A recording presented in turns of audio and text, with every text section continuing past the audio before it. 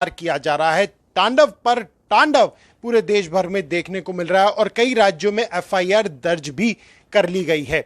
दिल्ली में अब दिल्ली पुलिस के रिटायर्ड एसीपी वेदभूषण ने भी आईपी स्टेट थाने में तांडव वेब सीरीज तांडव के खिलाफ शिकायत दर्ज कराई है। इस रिटायर्ड एसीपी वेदभूषण जी इस वक्त हमारे साथ मौजूद हैं।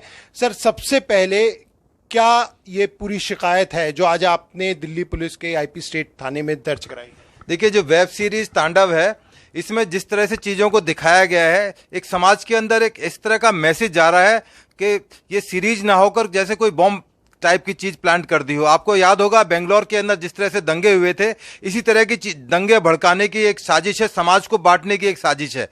सबसे हमारा बड़ा विरोध है कि पुलिस को जिस तरह से दिखाया गया, फेक एनकाउंटर के बारे में दिखाया गया खेतों के अंदर करते हुए, वो तमाम चीजें एक मैसेज देती हैं कि पुलिस की एक निगेटिव इमेज जाती है। जबकि आपको पता है कि पुलिस के अंदर बहुत से ऐसे काम होते हैं, अनअकाउंटेड काम होते हैं, अनसंग हीरोज होते हैं हमारे पुलिस के, जिनके बारे में ना कोई चैनल दिखा पाता, ना कोई मीडिया दिखाता। और ऊपर से इस तरह की वेब सीरीज यदि पुलिस की नेगेटिव इमेज को समाज के अंदर दिखाएंगे तो एक क्या मैसेज देना चाहते हैं? मुख्य तौर पर आपका विरोध पुलिस की नेगेटिव इमेज को लेकर आपने शिकायत दर्ज कराई है या इसमें और भी मामले? बिल्कुल, सबसे पहला तो हमारा विरोधी पुलिस को लेकर है कि पुलिस की इमेज को जिस तरह से प्रलिखित किया गया, दिखाया गया। उसके अलावा समाज के अंदर जो बांटने की चीज है, ये उन्होंने इस तरह की जातिवादी बात कही है कि कहीं पर छोटी जात के लोग हैं, इंसल्टिंग दलित्स को इंसल्ट किया गया है, हमारे राष्ट्र की अस्मिता को लगाया गया है, कहीं कहीं पर पुलिस को गुंडा बताया गया है, फेक एनकाउंटर्स उसमें बताए गए हैं। हमारे जो राम और शिव है उनको उनके जो हीरो हैं या हीरोइन है, जो भी वो हैं, उनको बिल्कुल मॉडर्न ड्रेसेस के अंदर इससे दिखाया गया है, जो कि तमाम हमारे समुदाय को, हमारे हिंदू कम्युनिटी को खराब लगता है कि हमारे देवी देवताओं का ये बिल्कुल खुलेआम एक अपमान है। जिस तरह से बताया गया है कि शिव और राम के अंदर एक कंपटीशन है, ट्विटर वार के अंदर आप आ जाइए, रामचंद्र जी आगे निकल गए, शिव जी पीछे रह गए, तो ये क्या दिखाना चाहते हैं? ये बिल्कुल समझ से परे की बात है। पर डायरेक्टर है अली अब्बास, उन्होंने माफी मांगी है।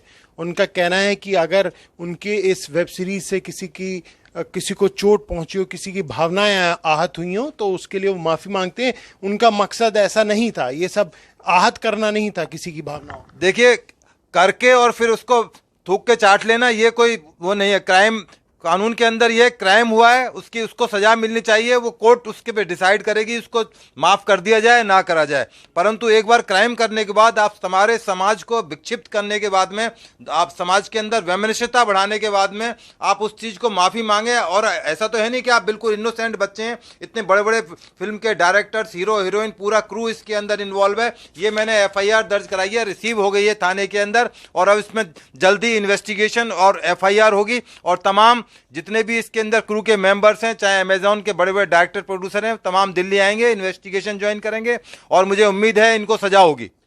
लेकिन वे जी, ऐसा भी नहीं है कि पहली बार कुछ इस तरीके का कंटेंट देखने को मिल रहा हो।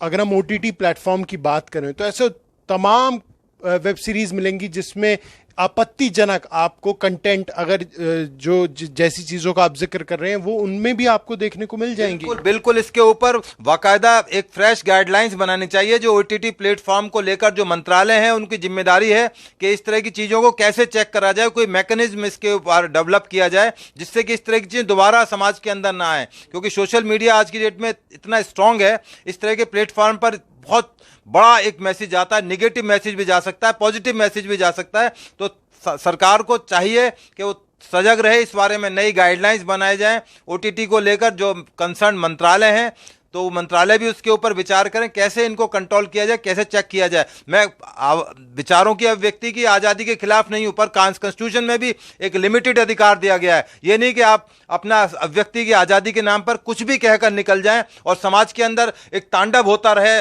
तांडव का मतलब ही ये है कि तांडव, हंगामा, लूटपाट, उसका आप यदि हिंदी मीनिंग देखेंगे, तांडव का पर्पज ही है। और ये लोग चाहते हैं तांडव हो। ये माफी मांग लेने से काम नहीं चलेगा, उनको पूरे इस वेब सीरीज को बैन किया जाए, इनके खिलाफ हैवी पेनल्टी की जाए, इनको सजा दी जाए, जिससे कि एक मैसेज बन सके, एक मिसाल बन सके। तो क्या आपको ये लगता है, एक पूर्व पुलिस अधिकारी होने के नाते, कि ऐसी जो सीरीज हैं वो समाज के अंदर ज़्यादा जो फसाद है वो फैला सकती हैं और ज़्यादा जो इससे क्राइम है वो बढ़ सकता है। बाकी भी अगर हम सीरीज़ को देखें, वेब सीरीज़ को देखें, देखिए कोरोना के टाइम में आपको पता है कि फिल्म इंडस्ट्री ऑलमोस्ट माइनस में आ गई, जीरो पर आ गई है। केवल ये जो वेब सीरीज हैं आज यही देखी जाती हैं। आपने देखा मिर्जापुर सीरीज कितनी पॉपुलर हुई, और जो इस दौरान में सीरीज आई हैं, वेब सीरीज आई हैं, बहुत पॉपुलर हुई हैं। समाज के तमाम लोग उनको देखते हैं, समझते हैं और उम्मीद रखते हैं कि शायद उससे उनको कोई नसीहत मिलेगी, पर नसीहत नहीं मिल पा रही, इसका उल्टा असर जा रहा है।